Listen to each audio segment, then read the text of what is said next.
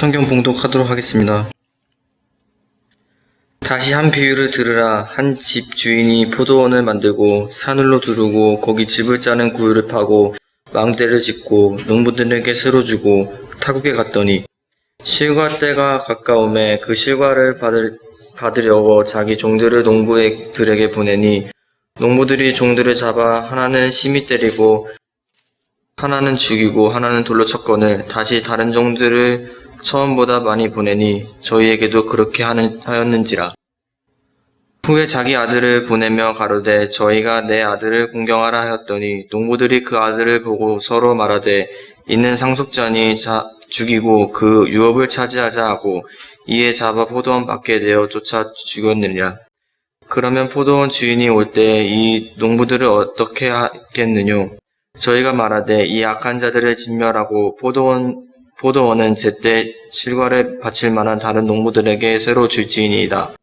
예수께서 가라사대 너희가 성경의 건축자들이 버린 돌이 모퉁이의 머릿돌이 되었나니 이것은 주로 말미암아 된 것이요 우리 눈에 기이하도다 함을 읽어본 일이 없느냐. 그러므로 내가 너희에게 이르노니 하나님의 나라를 너희는 빼앗기고 그 나라의 열매 맺는 백성이 받으니라. 이 돌 위에 떨어지는 자는 깨어지겠고 이 돌이 사람 위에 떨어지면 저를 가루로 만들어 흩으리라 하시니 대제사장들과 바리새인들이 예수의 비유를 듣고 자기들을 가리켜 말씀하신 줄을 알고 잡고자 하나 무리를 무서워하니 이는 저희가 예수를 선지자로 알미었더라. 아멘. 마태복음 강의 125회차입니다. 마태복음 21장 33절부터 46절의 말씀을 가지고 사석이라는 제목으로 함께 나누기를 원합니다. 그 부제목은 그 열매를 받으려고입니다. 바둑 좀 두실 줄 아시나요? 저희 선치는 바둑을 아주 수준급으로 두셨는데 저는 바둑을 둘 줄 모릅니다. 단수해서 잡아먹는 거 그 정도밖에 할 줄 모릅니다. 이 바둑에는 사석이라는 용어가 있는데요. 사자가 무슨 사자냐면 버릴 사자입니다. 돌석자고요. 버리는 돌이라는 거죠. 이 사석을 사전에서 찾아보면 이런 뜻을 갖고 있어요.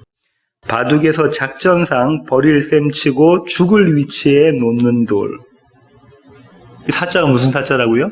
버릴 사자. 버리는 돌인데 어떤 목적을 가지고 버리는 겁니까? 죽는 것을 목적으로 버리는 겁니다. 근데 왜 그렇게 하죠? 그렇게 해서 바둑을 이기기 위해서 한다는 거죠. 결국은 이기기 위한 바둑을 하기 위해서 사석을 둔다고 하는 겁니다. 바둑의 고수들은 이 전략을 종종 사용한다고 합니다. 오늘 설교는 이 사석에 관한 것입니다. 오늘 본문은 일반적으로 어떻게 해석하냐면 이렇게 해석합니다. 유명한 신학자 마이클 그린은 이렇게 이야기하는데요. 그의 주장을 제가 한번 들어보겠습니다. 그의 해석을요. 앞선 두 아들의 비유가 지도자들이 하나님께 순종하는 것에 대한 실패를 가리키는 것이었다면 포도원 비유는 하나님에 대한 그들의 충성이 결여된 것을 의미한다. 앞에 두 비유가 뭐였죠? 큰아들, 작은아들의 비유였잖아요. 아버지에 대한 순종이 없었던 것을 이야기한다면 이스라엘의 지도자들이 오늘 이 비유는 하나님에 대한 주인에 대한 충성심이 없는 그런 농부에 대한 거다. 이렇게 이야기를 합니다. 그러면서 그건 어떻게 적용을 하냐면요. 이렇게 적용을 합니다. 성도여 하나님께 충성하라. 그랜트 오스본이라는 신학자는 이렇게 이야기하는데요. 왕국 백성은 하나님 나라의 백성은 하나님 앞에서 의롭게 살고 열매를 맺으면서 살아가야 한다. 그래서 이렇게 적용합니다. 성도여 열매 맺는 삶을 살아라. 저희가 많이 들었던 부흥 강사님들은 이렇게 말씀하시죠. 포도원 농부로 살지 말고 포도원의 주인의 아들로 살아라. 다시 말하면 교회 내에서 주인의식을 가지라는 겁니다. 열심히 최선을 다해서 주인의식을 가져서 사역해라 이렇게 이야기를 하죠. 교회의 주인이 성도인 것처럼 착각하게 만드는 그런 말씀입니다. 오늘 본문을 쭉 읽고 제가 세 가지 질문이 들었는데요. 그 세 가지 질문이 이렇습니다. 첫 번째는 포도원 주인이 종들과 아들을 보낸 이유가 무엇인가? 두 번째는 농부들이 포도원 주인의 아들을 내쫓은 이유가 무엇인가? 세 번째는 건축자들이 버린 돌에 대한 말씀을 하신 이유가 무엇인가? 이 세 가지 질문을 갖게 되었습니다. 오늘 본문을 이렇게 해석해 가면서 이 질문들에 대한 답을 찾아보고자 합니다. 오늘 본문과 병행 본문은요, 마가복음 12장 1절부터 12절이고요, 누가복음 20장 9절부터 19절입니다. 시간 되시면 집에 가셔서 한번 찾아보시길 원합니다. 오늘 본문은 이렇게 시작을 하지요. 33절부터 39절은 포도원의 비유인데요. 길게 비유가 쓰여져 있는데요. 이 비유가 상징하는 것들이 있습니다. 집주인, 그러니까 포도원 주인은 하나님이고, 포도원은 이스라엘입니다. 농부들, 다시 말하면 소작농은 이스라엘의 지도자들이고요. 주인이 보낸 종들은 선지자들입니다. 그리고 마침내 마지막에 주인이 자기 아들을 보내는 그 아들은 예수님이시죠. 당시 이스라엘 당시에 소작농과 포도원 주인은 어떤 관계가 있었냐면요, 갈릴리 지역에는 아주 수많은 소작농들이 있었다고 그래요. 부자들이 많아가지고 그 부자들이 땅을 맡기고 가는 거죠. 그러면 주인과 소작농이 그 해의 수확물을, 그의 소산을 반반씩 나눴다고 합니다. 오늘 본문 33절 한번 보실까요? 다른 한 비유를 들으라. 한 집 주인이 포도원을 만들어 산 울타리를 두르고 거기에 집 짜는 틀을 만들고 망대를 짓고, 여기까지 보면은 이 집 주인이, 포도원 주인이 포도원에 아주 정성을 들인 게 눈에 보입니다. 그죠? 해야 될 것들을 다 해놓고 농부에게 일을 맡긴 거죠. 이 부분은 예수님께서 이사야 5장에 있는 말씀을 갖고 오신 거예요. 이사야 5장 1절부터 2절 보시겠습니다. 이사야 5장 1절부터 2절 상반절까지만 한번 보실게요. 나는 내가 사랑하는 자를 위하여 노래하되 내가 사랑하는 자의 포도원을 노래하리라. 내가 사랑하는 자에게 포도원이 있으며 심히 기름진 산내로다. 땅을 파서 돌을 제하고 극상품 포도나무를 심었도다. 그 중에 망대를 세웠고 또 그 안에 술틀을 팠도다. 좋은 포도맺기를 바랐더니 들포도를 맺었도다. 이스라엘과 여호와 하나님의 관계를 이사야가 이야기하고 있습니다. 하나님 어떻게 하셨다죠? 포도원을 만들고 온갖 정성을 다하고 거기다 좋은 극상품, 최고의 상품인 품질을 갖고 있는 포도나무를 심었다라고 이야기를 하고 있죠. 그런데 그 결과는 어떻게 됐다고요? 그들이 좋은 포도 열매를 맺지 않고 들포도 열매를 맺었다, 이렇게 이야기하고 있습니다. 거기서부터 3절부터 쭉 해서 보시면 7절까지요. 이스라엘이 좋은 포도 맺기를 안 하고 나쁜 포도 맺은 거에 대해서 계속해서 이사야가 설명해 주고 있습니다. 그러면 오늘 이 본문을, 이사야 5장에 있는 본문을 예수님이 가지고 오신 것은 포도 농장 주인은 최선을 다해서, 정성을 다해서 포도원을 가꾸었고 좋은 포도 열매를 얻기를 원했는데 어떤 열매가 나왔다는 거죠? 나쁜 포도 열매, 들포도 열매가 나왔다라는 것을 전제로 해서 지금 예수님께서 말씀하고 계시는 거죠. 다시 마태복음으로 오셔서요. 마태복음 34절 한번 보실까요? 열매 거둘 때가 가까움에 그 열매를 받으려고, 어떤 열매라고 좀 전에 말씀드렸죠? 예수님이 이미 이사야 5장을 갖고 오신 겁니다. 나쁜 열매를 맺는 거라는 거죠. 좋은 열매를 원했지만 나쁜 열매를 맺었다는 결과를 갖고 계신 거예요, 예수님은.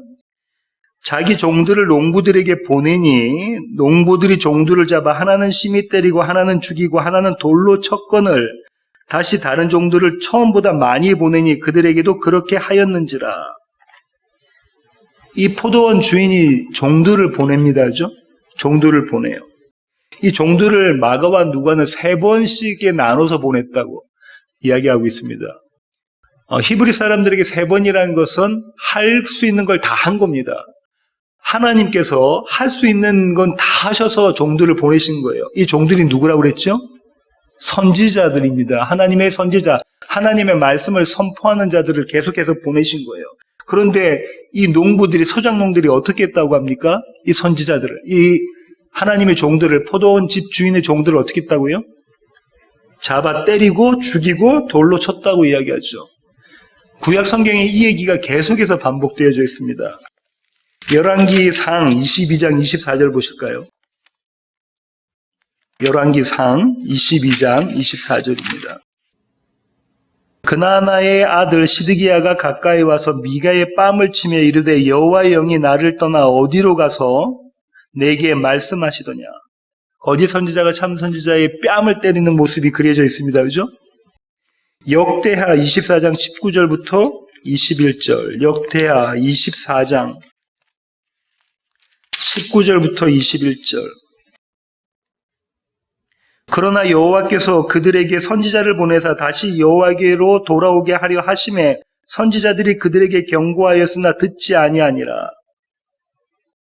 이에 하나님의 영이 제사장 여호야다의 아들 스가랴를 감동시키매 그가 백성 앞에 높이 서서 그들에게 이르되 하나님이 이같이 말씀하시기를 너희가 어찌하여 여호와의 명령을 거역하여 스스로 형통하지 못하게 하느냐 하셨나니 너희가 여호와를 버렸으므로 여호와께서도 너희를 버리셨느니라 하나 우리가 함께 꾀하고 왕의 명령을 따라 그를 여호와의 전뜰 안에서 돌로 쳐 죽였더라.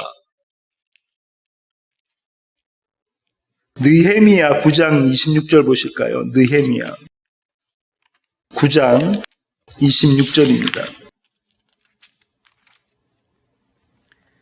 그들은 순종하지 아니하고 주를 거역하며 주의 율법을 등지고 주께로 돌아오기를 권면하는 선지자들을 죽여 주를 심히 모독하였나이다.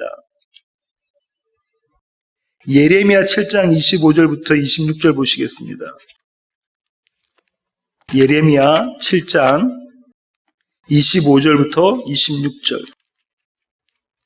너희 조상들이 애굽 땅에서 나온 날부터 오늘까지 내가 내 종 선지자들을 너희에게 보내되 끊임없이 보내었으나 너희가 나에게 순종하지 아니하며 귀를 기울이지 아니하고 목을 굳게 하여 너희 조상들보다 악을 더 행하였느니라. 같은 예레미야 20장 2절 한번 보시겠습니다. 이에 바수훌이 선지자 예레미야를 때리고 여호와의 성전에 있는 베냐민 문 위층에 목에 씌우는 나무 고랑으로 채워두었더니 26장 8절 예레미야 26장 8절 예레미야가 여호와께서 명령하신 말씀을 모든 백성에게 전하기를 마침에 제사장들과 선지자들과 모든 백성이 그를 붙잡고 이르되 네가 반드시 죽어야 하리라. 이후에도 너무 많아요. 어떻게 했다고요? 이스라엘이? 하나님이 그분의 종을 선지자들을 보낼 때마다 어떻게 했습니까? 때리고 잡아 죽이고 돌로 치고 죽였다는 거죠. 이렇게 포도원 집주인은 자기 종들을 보낼 때마다 끊임없이 보냈는데요. 이 여호와의 사랑이 나와 있습니다. 끊임없이 보내는데요. 소장농들은 그 종을 잡아 죽입니다. 그런데 마침내 이 집주인은 이제 내가 내 아들을 보내겠다고 결단을 합니다. 37절 보실까요? 마태복음 21장 37절. 후에 자기 아들을 보내며 이르되 그들이 내 아들은 존대하리라 하였더니 이 아들은 포도원의 주인이 사랑했던 아들입니다. 누가복음 20장 13절 보실까요? 누가복음 20장 13절.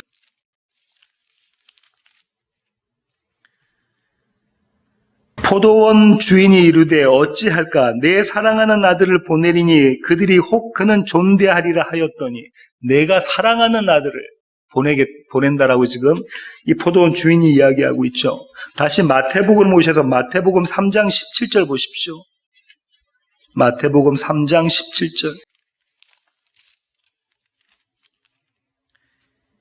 예수께서 16절부터 읽겠습니다. 예수께서 침례를 받으시고 곧 물에서 올라오실새 하늘이 열리고 하나님의 성령이 비둘기같이 내려 자기 위에 임하심을 보시더니 하늘로부터 소리가 있어 말씀하시되 이는 내 사랑하는 아들이요 내 기뻐하는 자라 하시니라. 침례 요한으로부터 침례받고 요단강에서 나오실 때에 하늘문이 열리면서 하늘에서 소리가 들리죠. 뭐라고요? 이는 내 사랑하는 자다. 사랑하는 아들이다. 한 번 더 있습니다. 예수님의 생애. 언제입니까? 변화산 사건에서 나오는데요. 마태복음 17장 5절 한번 보실까요? 마태복음 17장 5절입니다. 말할 때에 호련히 빛난 구름이 그들을 덮으며 구름 속에서 소리가 나서 이르시되 이는 내 사랑하는 아들이요 내 기뻐하는 자니 너희는 그의 말을 들으라 하시는지라. 이는 내 사랑하는 자요 내 기뻐하는 자니 너희는 그의 말을 들으라. 그것이 나의 뜻이다라고 하나님이 말씀하신 겁니다. 지금 이 모습으로 보냈다는 거예요. 이 모습으로. 이 아들은요 외아들입니다. 외아들이에요. 오늘 성경은 이야기하고 있지는 않지만 이 아들은 외아들입니다. 왜냐하면 상속받을 자거든요. 마태복음 11장 27절 보시겠습니다. 마태복음 11장 27절. 내 아버지께서 모든 것을 내게 주셨으니 아버지 외에는 아들을 아는 자가 없고 아들과 또 아들의 소원대로 계시를 받는 자 외에는 아버지를 아는 자가 없느니라. 아버지께서 아들에게 뭘 어떻게 하셨다고요? 모든 것을 줬다. 조금도 남김없이 전부 다를 아들에게 주었다라고 되어 있죠. 상속자입니다. 유일한 상속자인 거죠. 유일한 상속자. 히브리서 1장 1절부터 2절 보시겠습니다. 히브리서 1장 1절부터 2절. 옛적의 선지자들을 통하여 여러 부분과 여러 모양으로 우리 조상들에게 말씀하신 하나님이 이 모든 날 마지막에는 아들을 통하여 우리에게 말씀하셨으니 이 아들을 만유의 상속자로 세우시고 또 그로 말미암아 모든 세계를 지으셨느니라. 이 모든 세계의 세상의 상속자로 삼으셨고 그분이 이 세상을 창조하신 분이다. 이렇게 히브리서 기자는 이야기하고 있습니다. 정리해 볼게요. 포도원 주인이 자기 종들을 보냈는데 열매를 얻기 위해서 종들을 보냈잖아요. 그런데 그 종들을 농부들이, 소작농들이 갈 때마다 잡아 죽입니다. 그래서 이 집 주인이 결단하죠. 자기에게 단 하나밖에 없는 이 아들, 나의 모든 것을 갖고 있는 이 아들, 나의 유산 전부 다를 상속받을 이 아들, 어떻게 사랑하는 자, 사랑하고 어여빠하는 이 자를 내가 보낼 것이다. 그들이 그러면 이 자를, 내 아들을 대우할 것이다. 이 아들의 이야기를, 이 아들이 선언하는 이야기를 들을 것이다. 이렇게 하고 아들을 보냅니다. 이 통첩이 최후의 통첩입니다. 마가복음 12장 6절 보실까요? 마가복음 12장 6절입니다. 5절부터 다 제가 한번 읽어볼게요. 또 다른 종을 보내니 그들이 그를 죽이고 또 그 외에 많은 종들도 더러는 때리고 더러는 죽인지라 이제 한 사람이 남았으니 마가는 이렇게 표현하고 있습니다. 지금까지 모든 선지자들은 다 죽였는데 이제 딱 한 사람이 남았으니 곧 그가 사랑하는 아들이라 최후로 이를 보내며 이르되 내 아들은 존대하리라 하였더니 이 마음으로 보내는 거예요. 이제 단 한 사람 남았는데 그 사람이 나의 사랑하는 어여쁜 아들이다. 나의 상속자다. 이 자를 보내면 그들이 이 자를, 내 아들을 존대하리라. 내 아들의 말을 들으리라. 그런데 그들은 어떤 반응을 보이나요? 다시 오늘 본문이 마태복음 21장으로 오셔가지고요. 그들이 어떤 반응을 보이는지 살펴보도록 하겠습니다. 38절 보십시오. 농부들이 그 아들을 보고 서로 말하되 이는 상속자니 자 죽이고 그의 유산을 차지하자 하고 이에 잡아 포도원 밖에 내쫓아 죽였느니라. 어떻게 했다고요? 종들처럼 이 아들도 포도원 주인의 아들도 포도원 주인에 의해서 채용되어져서 그곳에서 일하면서 먹고 마시고 있는 이 농부들이, 소작농들이 그 집주인의 아들을 죽여버립니다. 어떻게 죽여버리죠? 집 밖에서 죽여버립니다. 이걸 신학자들은 어떻게 이야기하고 있냐면 영문 밖의 죽음이라고 이야기합니다. 영문 밖의 죽음. 히브리서 13장 12절로 가시겠습니다. 히브리서 13장 12절입니다. 히브리서 13장 12절. 그러므로 예수도 자기 피로써 백성을 거룩하게 하려고 성문 밖에서, 영문 밖에서 고난을 받으셨느니라. 영문 밖, 성문 밖은 어느 성 말하나요? 예루살렘 성입니다. 지리적으로는 예루살렘 성 밖에서 예수님이 죽으셨나요? 예. 어느 산에서요? 골고다산. 해골이라고 불리는 골고다산에서 죽으셨잖아요. 지리적으로는. 갈보리산, 골고다산. 지리적으로는 그게 영문 밖이고요. 사회적으로는 그들 밖에서 죽으신 거예요. 그들은 예수님을 포용하지 않았어요. 그들은 예수님을 받아들이지 않았어요. 자기의 포도원 집주인의 아들이라고 생각하지 않았어요. 그들 밖에서 죽으십니다. 영적으로는 하나님께서 첫사람 아담과 하와가 범죄하고 난 다음에 복음을 주셨죠. 원시복음이 창세기 3장 15절인데요. 그 원시복음에 두 가지 족보가 나옵니다. 그죠? 하나는 뱀의 후손의 족보, 또 하나는 여인의 후손의 족보. 이 두 그룹이 나눠져 있는 그 그룹 밖에서 죽으신 그림이 그려져 있는 겁니다. 이러고 난 다음에 예수님께서 이제 이 비유의 결론을 맺으십니다. 다시 오늘 본문이 마태복음 21장으로 오셔가지고요. 40절, 41절 보시겠습니다. 그러면 포도원 주인이 올 때에 그 농부들을 어떻게 하겠느냐? 그들이 말하되 그 악한 자들을 진멸하고 포도원은 제때의 열매를 바칠 만한 다른 농부들에게 새로 줄지니이다. 이 비유의 결말은요. 41절은 마태만 이야기하고 있는데요. 마태는 어떻게 표현하고 있냐면 이렇게 이야기하고 있죠. 예수님이 전형적으로 어떻게 자주 쓰시는 것이 질문이잖아요. 결론에 대한 비유를 쫙 설명해 주시고 결론에 대한 질문을 하시는 게 예수님의 특유의 스타일이시잖아요. 여기서도 마태는 그 이야기를 합니다. 그러면 집 주인이 올 때에 그 자기 아들을 죽이고 종들을 죽인 그 소작농들을 농부들을 어떻게 하겠니? 라고 이스라엘의 지도자들에게 물어보십니다. 근데 그들이 뭐라고 말합니까? 그들이 뭐라고 말하죠? 이 악한 자들을 진멸하고 포도원은 제때의 열매를 바칠 수 있는 그런 사람들에게 새로운 농부들에게 줄 것입니다. 이렇게 이야기를 하죠. 이 주인이 올 때를 신학자들은 예루살렘이 멸망할 때 또는 예수님의 재림 때라고 이야기를 합니다.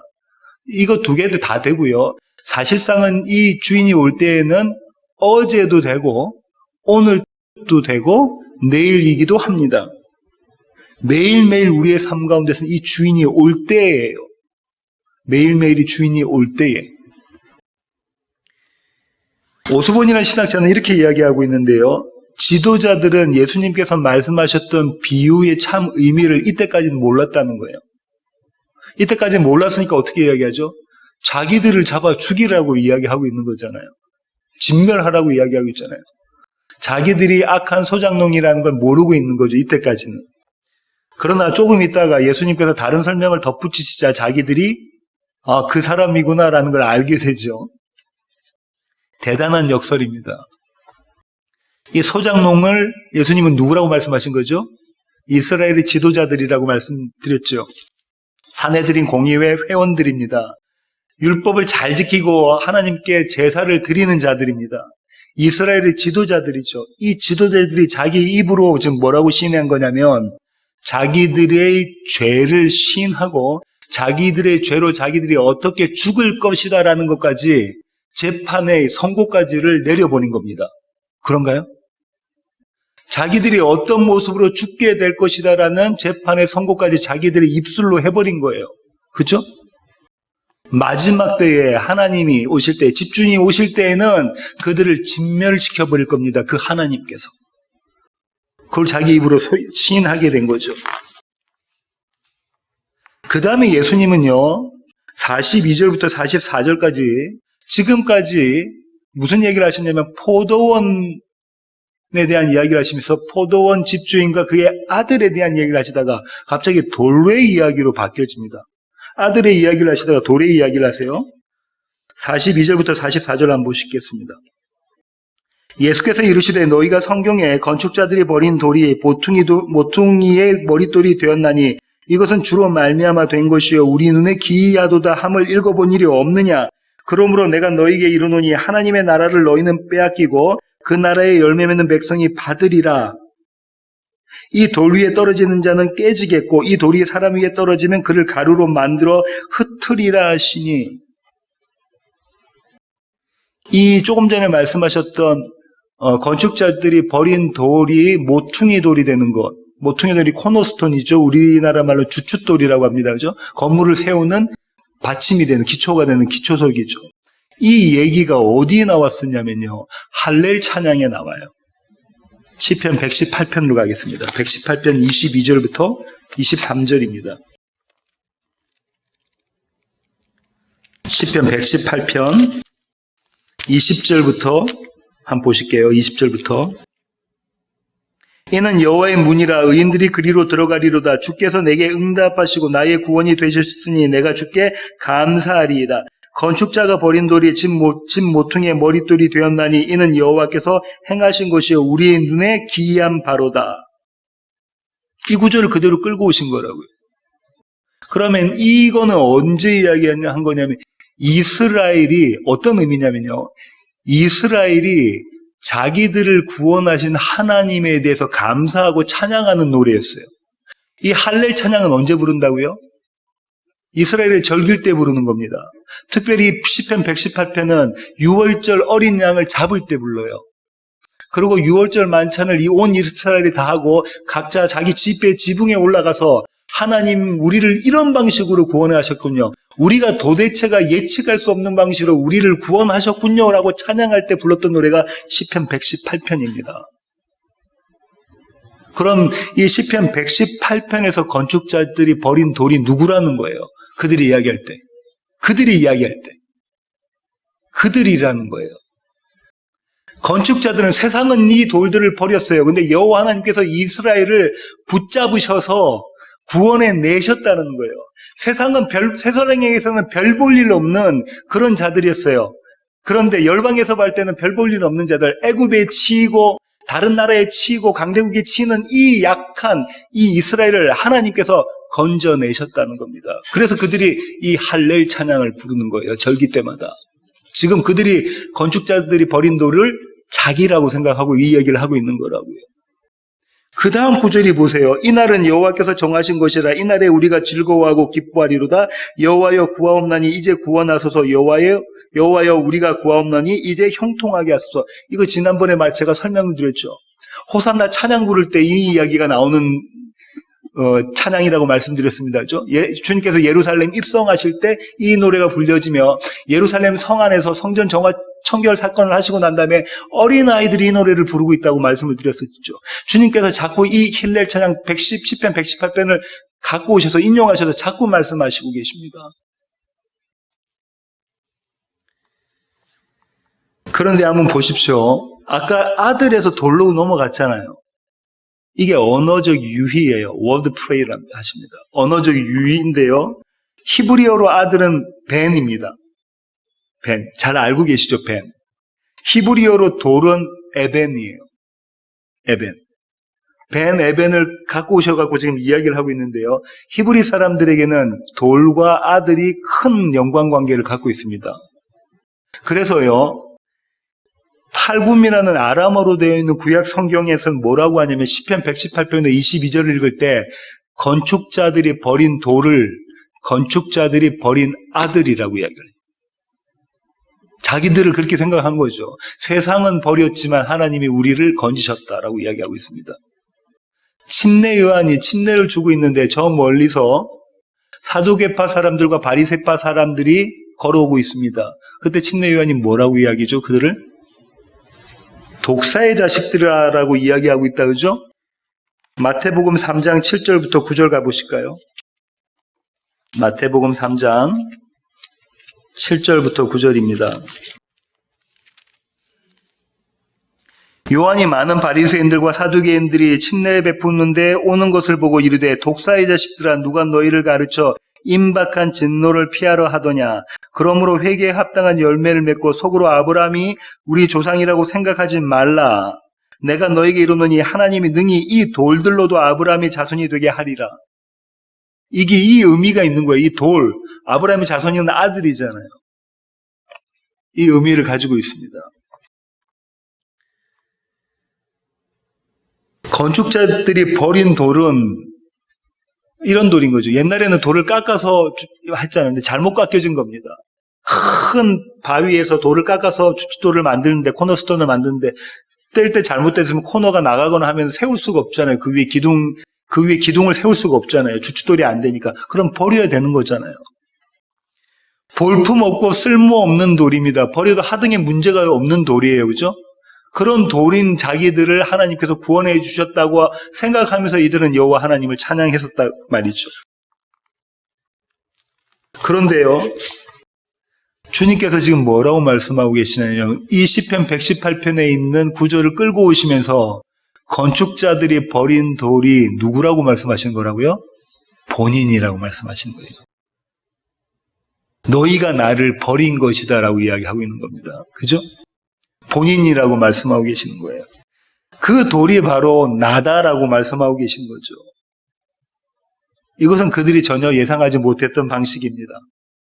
더 확실히는요, 그들이 결코 용납하지 못하는 방식인 거예요. 왜냐하면 예수님은 그들이 버린 돌입니다. 그죠? 그들은 예수님을 왜 버렸습니까?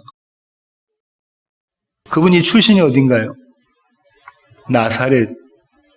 예루살렘도 아니고 베들레헴도 아니고 저기 총구석 나사렛이고요. 직업은 뭐였죠? 목수였습니다. 좋은 학교 나왔습니까? 가마리엘 문화생인가요? 힐렐 학파인가요? 샤마이 학파인가요? 아니요. 시골에서 말씀이라고는 배워보지 않은 좋은 선생을 두지도 않았던 그런 사람입니다. 총구석에 있는 그 사람. 얼굴 봐도 별로 볼품없이 생겼던 그 사람. 그 사람이 메시아라는 것 견딜 수가 없는 거죠. 그래서 그들은 예수님을 버리는 돌을 취급한 겁니다. 버렸습니다. 그런데 예수님은요, 이 버린 돌이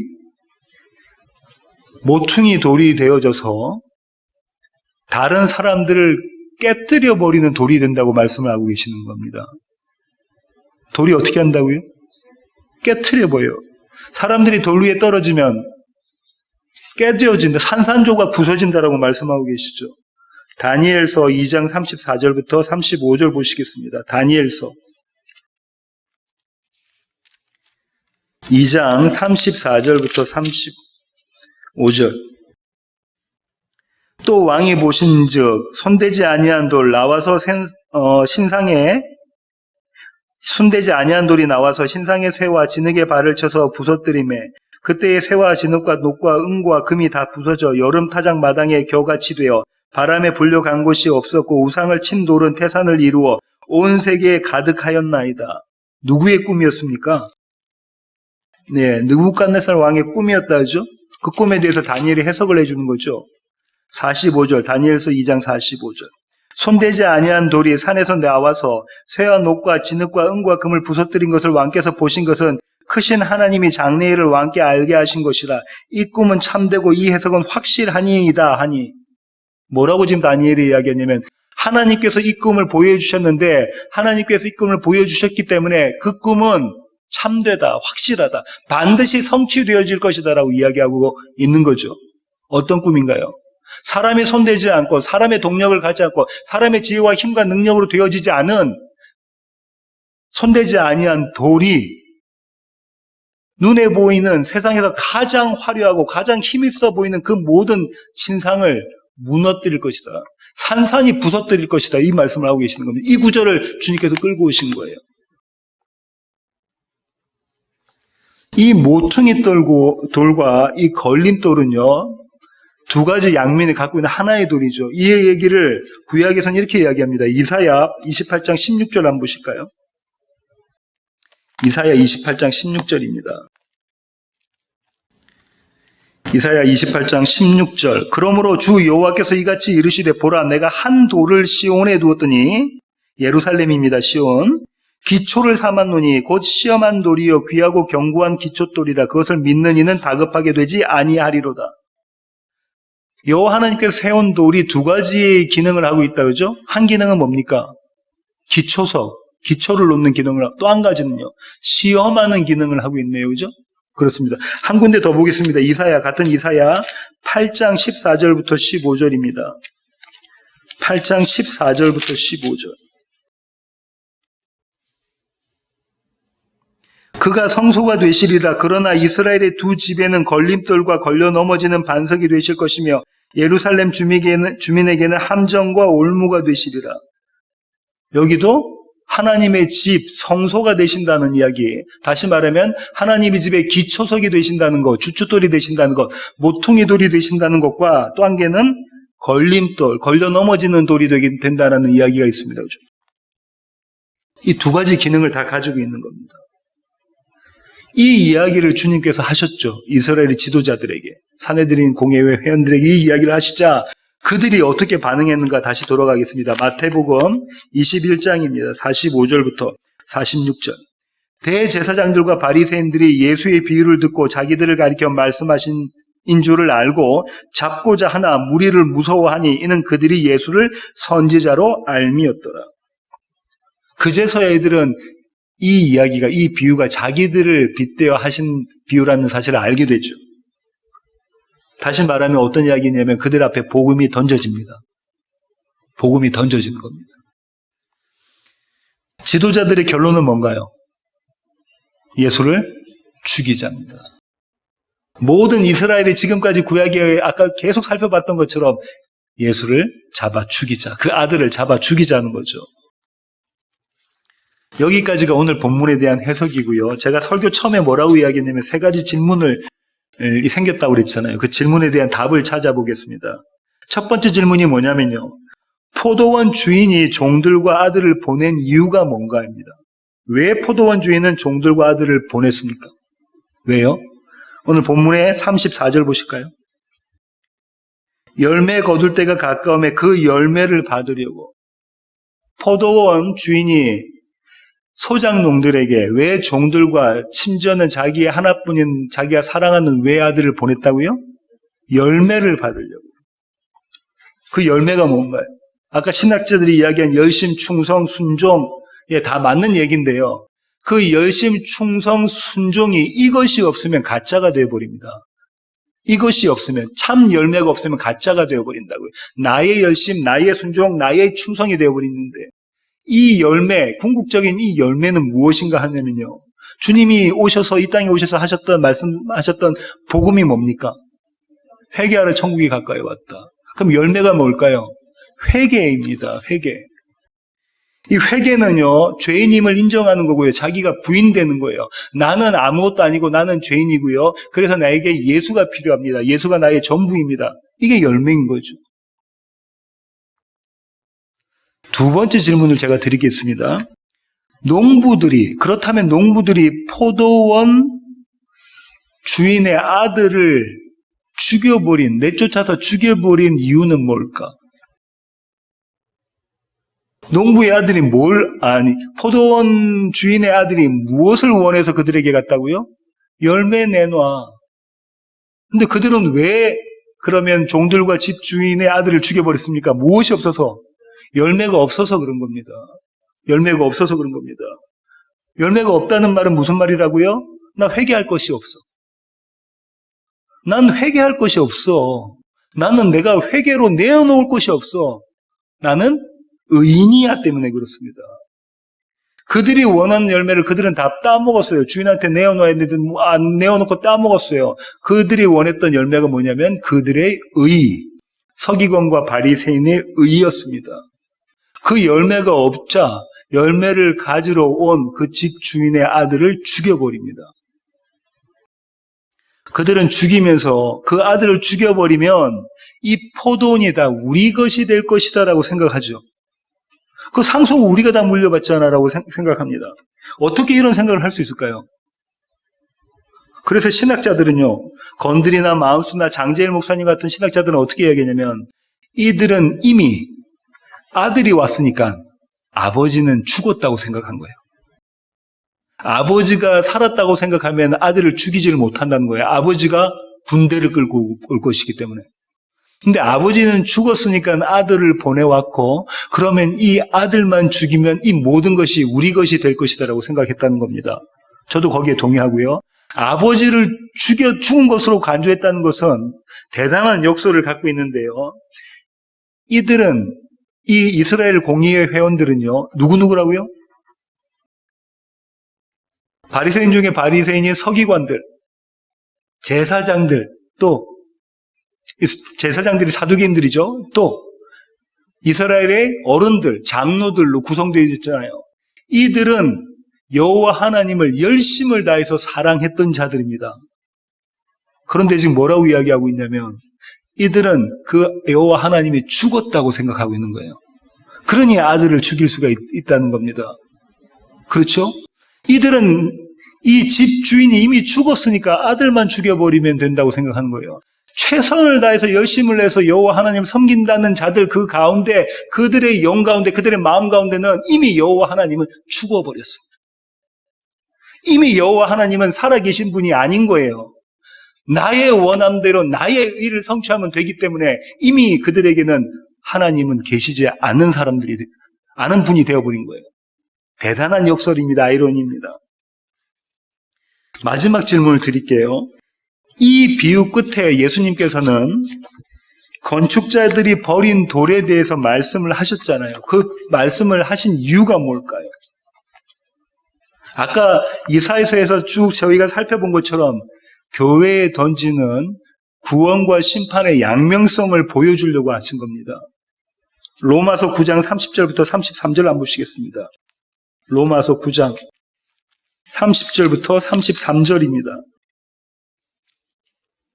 그런즉 우리가 무슨 말을 하리요? 의를 따르지 아니한 이방인들이 의를 얻었으니 곧 믿음에서 난 의요. 의의 법을 따라간 이스라엘은 율법에 이르지 못하였으니 어찌 그러하냐? 이는 그들이 믿음을 의지하지 않고 행위를 의지함이라. 부딪힐 돌에 부딪혔느니라. 기록된 바 보라 내가 걸림돌과 거치는 바위를 시온에 두노니 그를 믿는 자는 부끄러움을 당하지 아니하리라 함과 같으니라. 여기서 보면요, 바울이 뭐라고 이야기하죠? 모든 사람들은 이 건축자들이 버린 돌 위에 던져진다라고 이야기합니다. 단 한 명의 예외도 없이. 저와 여러분도 마찬가지예요. 이 건축자들이 버린 돌 위에 던져집니다. 그런데요, 여기서 심판과 구원이 나눠져요. 심판은 어떤 거냐면요, 영원히 박살나는 쪽으로 힘을 다해서 쏜살같이 달려가고 있는 것이 심판입니다. 오늘의 내 삶이 아무런 멋지게 보이고 나의 원함대로 되는 것 같지만 영원히 사망으로 달려가고 있는 것이 이 던져짐이에요. 안 믿는 사람들에게, 하나님의 택한 백성들이 아닌 자들에게는. 세상에서는 박살나는 것처럼 안 보일지도 몰라요. 하지만 그 모습은 지금 현재 박살나고 있어서 영원한 박살로 나아가고 있다는 거예요. 반면에요, 하나님의 택하신 자들, 교회 성도들에게는 어떠냐면요, 오늘 내 삶이 박살이 납니다. 오늘 내 삶이 박살이 난다는 것은 나의 원함, 내가 바라는 것, 나의 지혜, 나의 능력이 박살 난다는 거예요. 이 박살을 통해서 마지막 완성으로 나아가는 것이 구원입니다. 바울이 지금 이 얘기를 하고 있습니다. 오늘 설교의 결론을 맺도록 하겠습니다. 설교 처음에 제가 바둑 이야기를 했잖아요. 사석이라는 이야기를 했습니다. 사석이 어떤 거라고요? 죽으려고 던진 돌이라는 거예요. 버릴 사자인데 죽을 사자의 돌이 돼버리는 겁니다. 근데 바둑의 고수들이 왜 사석을 둔다고요? 그 게임에서 이기기 위해서 사석을 둔다고. 그럼 이 사석은 죽은 것처럼 보이지만 실제로는 살아있는 돌입니다. 그죠? 의미적으로는 죽은 것처럼, 눈에 보이기는 죽은 것처럼 보이지만, 버린 것처럼 보이지만 사실은 버린 것이 아니고 의도를 가지고 그 자리에 꽂힌 것이고 또 살아있는 돌이라는 거예요. 그런가요? 베드로전서 2장 4절부터 9절 가시겠습니다. 베드로전서 2장 4절부터 9절 보실게요.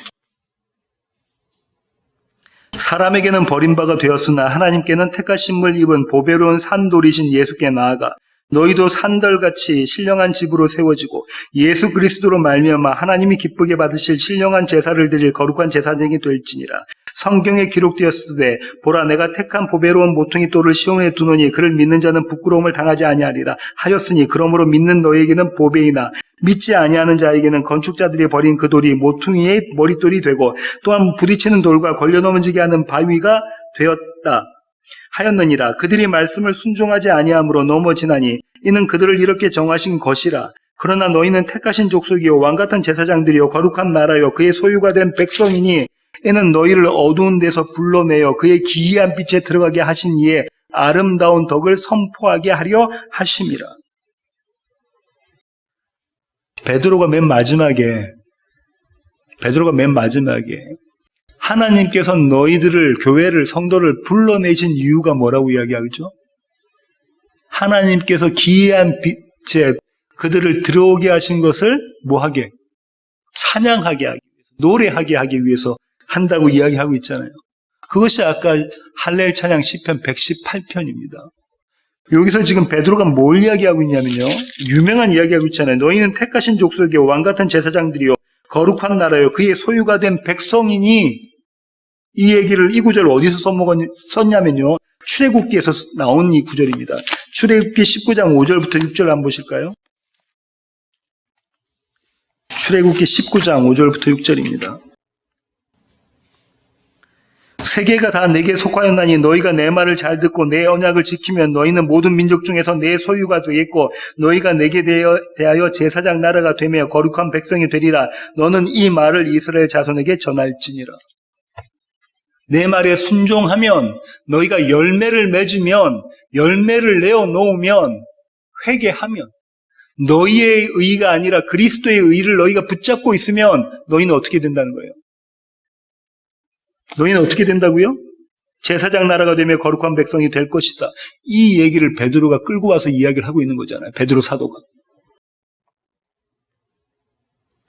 그렇게 새로운 출애굽을 한 사람만이 할렐 찬양의 의미를 알고 할렐 찬양을 부를 수 있습니다. 뭐라고 베드로가 이야기하죠? 베드로가 뭐라고 얘기합니까? 하나님의 아름다운 덕을 선포한다. 하나님께서 이루신 구원을 매일매일 노래하게 한다. 이들만이 그렇게 한다는 겁니다. 새로운 출애굽을 한 사람들만이. 그 다음에요, 이 사석에 대해서 베드로가 한 가지 관점을 더 이야기하고 있는데요. 죽기 위해서 버려진 사석 위에 집이 세워집니다. 죽기 위해서 버려진 사석 위에 집이 세워집니다. 보세요. 4절. 베드로전서 2장 4절. 사람에게는 버림바가 되었으나 하나님께는 택하심을 입은 보배로운 산돌이신 예수께 나아가 너희도 산돌같이 신령한 집으로 세워지고 예수 그리스도로 말미암아 하나님이 기쁘시게 받으실 신령한 제사를 드릴 거룩한 제사장이 될지니라. 이 집이 어떤 집입니까? 성전이죠. 하나님의 집, 거룩한 제사장이 나왔으니까. 근데 어떤 돌 위에 세워진다고요? 죽은 줄 알았는데 살아있는 산돌 위에 세워진다는 거예요. 버려진 돌인데 세상 사람들에게는 버려졌는데 하나님에게선 버려진 돌이 아닌 돌. 죽은 줄 알았는데 살아있는 산돌 위에 세워진다. 이것이 교회다라고 이야기합니다. 바울은 이 얘기를 이렇게 이야기합니다. 에베소서 2장 20절부터 22절입니다. 마지막 구절인데요. 에베소서 2장 20절부터 22절입니다. 너희는 사도들과 선지자들의 터 위에 세우심을 입은 자라.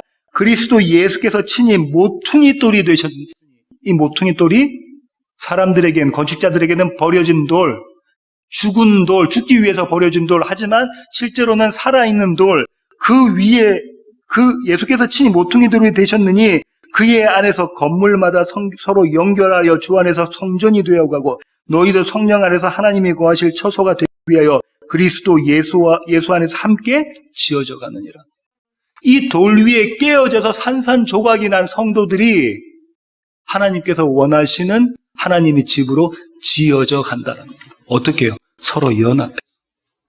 태양이야 내가 하나가 되어졌어. 이렇게 서로가 연합되어져서 그리스도의 아름다운 집, 신부로 하나님의 아름다운 집 베델로 지어져 간다. 포도원 주인은요, 포도원의 집주인은 오늘 또 자기의 아들을, 당신의 아들을 저와 여러분에게 보내십니다. 왜 보내시죠? 열매 달라고. 열매 내어 놓아라 하고 보내시죠.